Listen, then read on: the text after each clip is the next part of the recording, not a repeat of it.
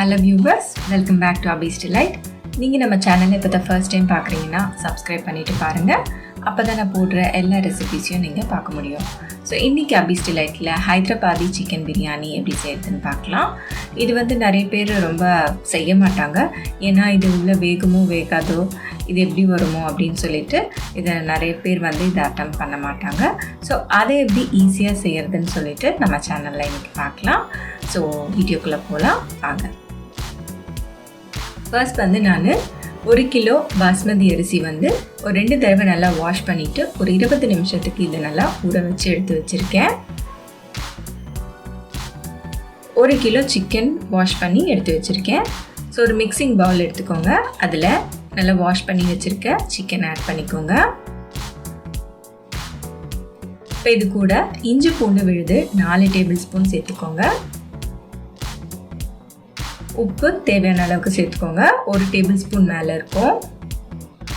பச்சை மிளகாய் 4 பச்சை மிளகாய் நல்லா விழுத அரைச்சி வச்சுருக்கேன், அதையும் சேர்த்துக்கோங்க. இந்த மாதிரி அரைச்சி போடுங்க, ரொம்பவே சூப்பராக இருக்கும். எலுமிச்சைப்பழம், ஒரு பெரிய எலுமிச்சைப்பழம், அதில் கொஞ்சமாக நான் எடுத்து வச்சுக்கிறேன், மற்றதெல்லாம் அதில் விட்டுட்டேன்.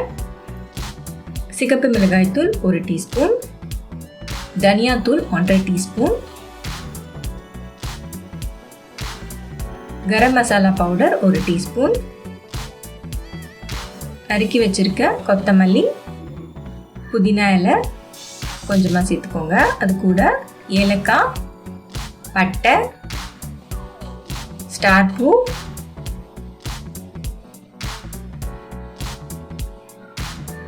லவங்கம், கல்பாசி,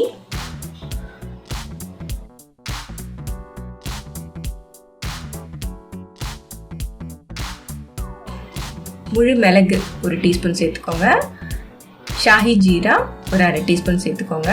இப்போ இது எல்லாத்தையும் நல்லா மிக்ஸ் பண்ணிக்கோங்க.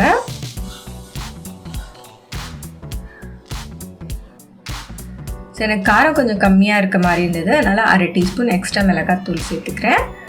3 பெரிய வெங்காயம் எடுத்து இந்த மாதிரி ஃப்ரைட் ஆனியன் செஞ்சு வச்சுருக்கேன், ஸோ அதையும் நான் சேர்த்துக்கிறேன். 1 கிலோவுக்கு 3 பெரிய வெங்காயமே கரெக்டாக இருக்கும்.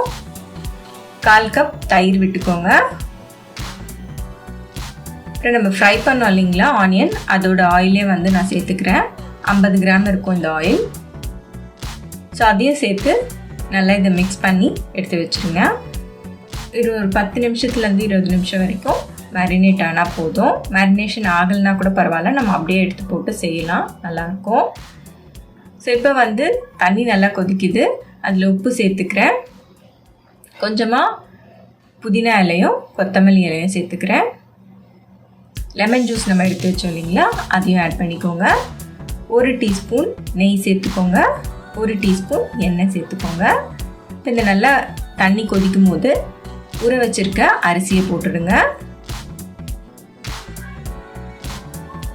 இப்போ பக்கத்து அடுப்பில் நான் வந்து இந்த மேரினேட் பண்ணி வச்சுருக்க சிக்கனை எந்த பாத்திரத்தில் நீங்கள் பிரியாணி செய்ய போகிறீங்களோ அதில் ஒரு லேயர் மாதிரி போட்டுக்கோங்க. அதுக்கு மேலே இந்த ரைஸ் குக் ஆனதும், ஆஃப் குக் ஆனதும் இந்த ரைஸை ஆட் பண்ணிக்கோங்க. ஸோ எல்லா இடமும் தூவின மாதிரி ஆட் பண்ணுங்கள். அதுக்கு மேலே ஃப்ரை பண்ணி வச்சுருக்க ஆனியனும் புதினா இலையும் கொஞ்சமாக சேர்த்துக்கோங்க. நிறைய வெங்காயம் வேண்டாம், 3 வெங்காயமே இதுக்கு கரெக்டாக தான் இருக்கும். அதுக்கு மேலே திரும்பவும் இந்த குக் பண்ண ரைஸ் சேர்த்துக்கோங்க. நல்லா எல்லா பக்கமும் சேர்கிற மாதிரி இதை லேயர் மாதிரி போடுங்க. அதுக்கு மேலே ஃப்ரை பண்ண ஆனியன்ஸ் மறுபடியும் சேர்த்துட்டு கொத்தமல்லி எல்லாம் தூவிடுங்க.